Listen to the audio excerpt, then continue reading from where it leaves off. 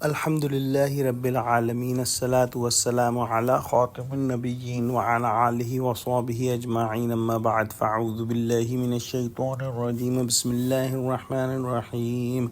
قال اللہ تعالی فی سورۃ التوبہ لقد جاءکم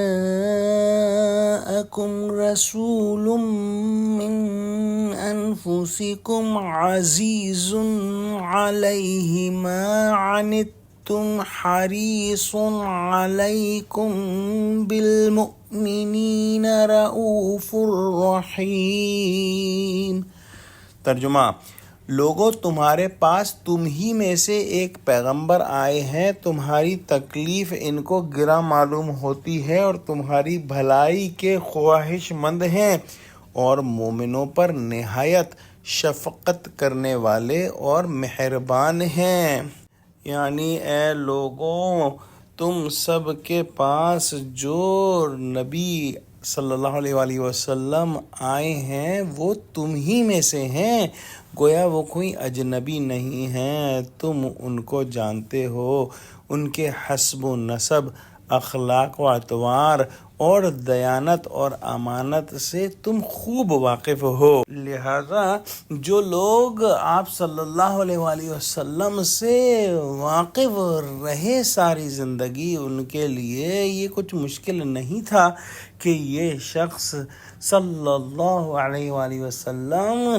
ایک دیانتدار اور سچا انسان ہے جو کہ کبھی جھوٹ نہیں بول سکتا، لہذا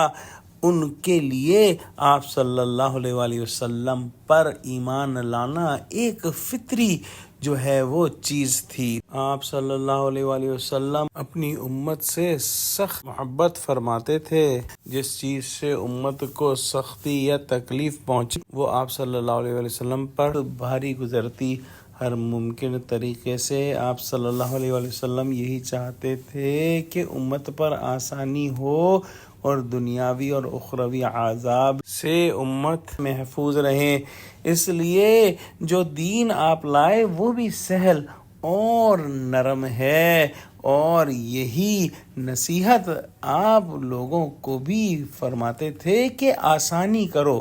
سختی مت کرو۔ آپ صلی اللہ علیہ وسلم امت کی خیر خواہی اور نفع رسانی کی خاص تڑپ دل میں رکھتے تھے۔ لوگ دوزخ کی طرف بھاگتے تھے، آپ ان کی کمریں پکڑ پکڑ کر ادھر سے ہٹاتے تھے۔ آپ کی بڑی کوشش اور آرزو یہ ہوتی کہ خدا کے بندے اصلی بھلائی اور حقیقی کامیابی سے ہمکنار ہوں۔ جہاد وغیرہ کا مقصد بھی خون ریزی نہیں بلکہ بحالت مجبوری سخت آپریشن کے ذریعے سے بنی نوع انسان کے فاسد و مسموم اعضاء کو کاٹ کر اور خراب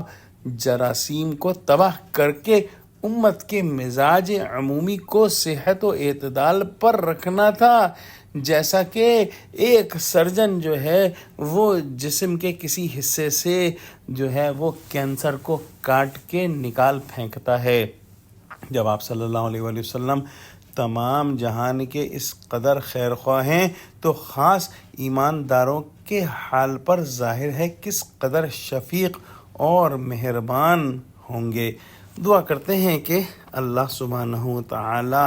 ہم کو قرآن کا فہم عطا فرما، ہم کو سچوں سے جوڑے اور ہم کو صراط مستقیم پر قائم فرما دے، آمین۔ وآخر دعوانا الحمد للہ رب العالمین، والسلام علیکم ورحمۃ اللہ وبرکاتہ۔